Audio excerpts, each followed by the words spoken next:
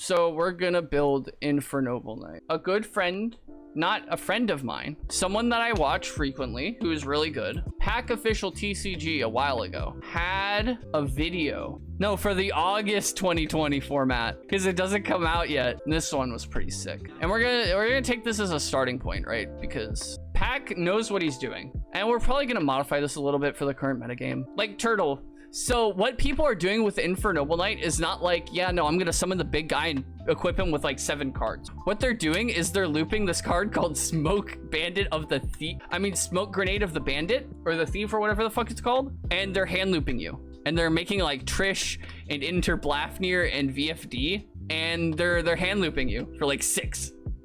It's so dumb. This is what the deck does. It's actually disgusting.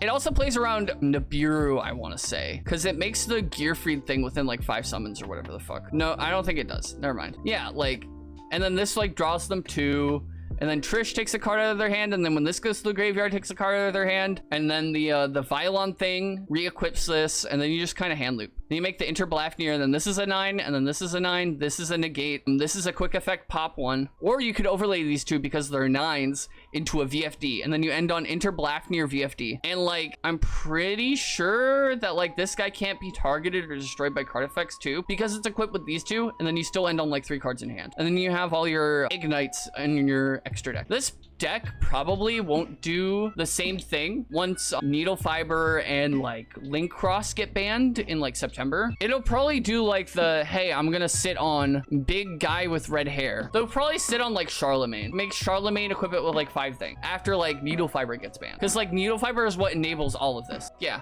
Immortal Phoenix Gearfried. This card's sick. You can manage a equip spell from your graveyard, special it from your hand. Send one face-up equip card you control to the graveyard, negate the activation. Like when a monster effect is activated. That just plays around hand traps. So like what you can do is like go through a sold and then add Phoenix Blade to your hand. And instead of using that as a discard outlet for like Armageddon Knight and like DDR like most decks do, you can just sit on Gearfried and like the Phoenix Blade equipped to the Gearfried. And then when your opponent attempts to Nibiru, okay, I'm gonna banish the Phoenix Blade to negate.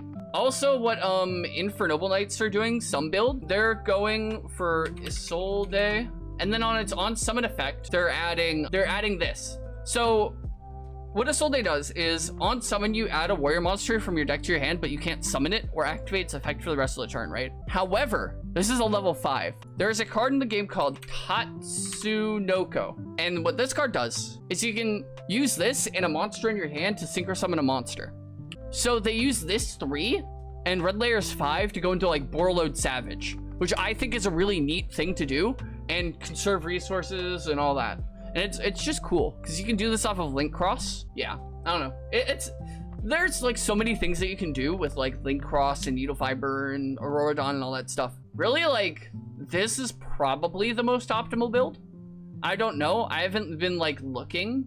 I just saw this one and I'm like, oh cool, it hand loops for like 7. And then also sets up like 2 negates and Infernobleknights, right? Where on your opponent's turn you can just banish a card. And this is off like 2 warriors. Plus, I think a warrior extender, which isn't that hard in this deck.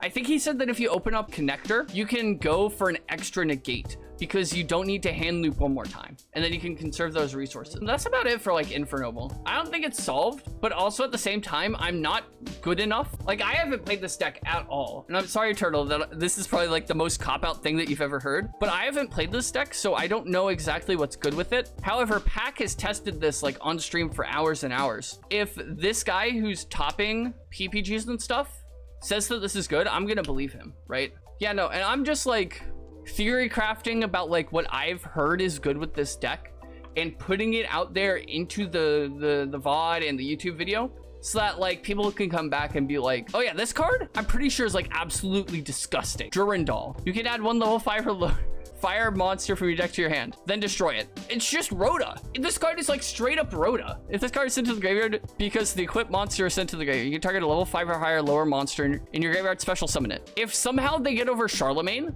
and this card is sent to the graveyard, guess what? Charlemagne comes right back. This deck is absolutely nuts. I thought it was like a flash in the pan in Japan, but no. The metagame has continued to say, hey, Infernobleknights is pretty good, right? Joy Pussy. We're gonna call it that. 2 monsters. You can target a fire warrior monster in your graveyard, add it to your hand, then destroy this card. If this card is sent to the graveyard And like another card that's pretty good is oh my god, what's that one that's coming out in Armageddon that's like a level 1 fire warrior? This guy, Flint Fire Lady. Yeah, no, that's the plan. That's the plan.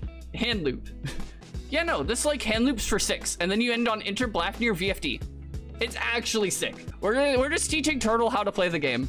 Turtle wanted to talk on Infernobleknights, so I'm giving it to him. Not like he knows how to play the game, but he wanted to talk on Infernobleknights, so that's what I'm giving him. But no, this card, Fire Flint Lady, comes out in Battles of Legend Armageddon in like a week on the 23rd, right? And this card's really good for Infernobleknight because it's a fire warrior that specials itself from hand. Special level 4 warrior monster from your hand, and if you do, your opponent cannot target it with card effects this turn. You know, they actually go burr. This is like a serious, like, multiple combo line combo deck. And it's all because of like this and this and this. Like, this deck right here is the reason why Ultra Isoldes are like 15 right now. Legendary Fisherman Ignites? That's weird. That's so weird. But no, this card right here, Vylon Sphere.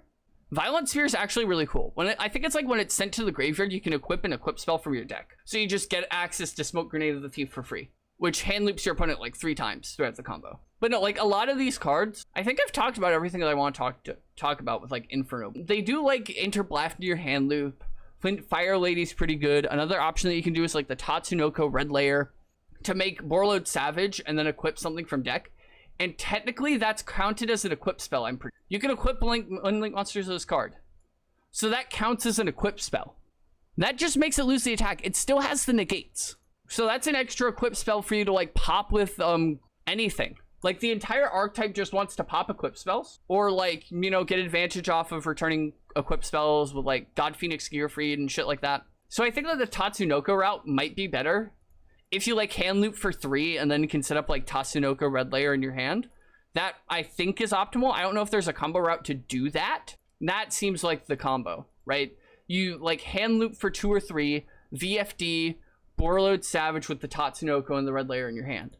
That's probably the optimal route. I don't know if there's a combo route for it. But yeah, that's it on Infernobleknights. If I played the deck more, I'd probably know a lot more about it. But it's going to be a meta threat. And this set comes out like August 6th. It comes out in like 3 weeks. Just be ready. Draconite Acquist is really good because this deck is ending on Savage plus like a warrior monster, and that card can be used as a super poly target. Its materials are a dragon type synchro monster and a warrior type monster. You fusion away the Savage and like the Charlemagne, and that's like the main threat of your board gone with this one super poly target. And that's why the first steads of this are like 200 bucks. It's actually kind of disgusting. Like, yeah, you can pick up a Nearman Unlimited for like 70, but like when you're buying a Ghost Rare, you kind of want to pick up the first stead because it's going to hold the most value long term because there aren't a lot of them at all. But yeah, that's about it for Infernobles. Like, this is the main counter to the deck because most of the time with combo decks, you want to end on Savage because it's probably the best generic level 8 synchro in the entire game. And it tends to be that synchro monsters want to go into level 8 because it's the most generic level, right? It's also a level 10, which if this card was a 9, it would actually be disgusting because then you can make another 9 and go into VFD. I think we're done talking about Infernobleknight.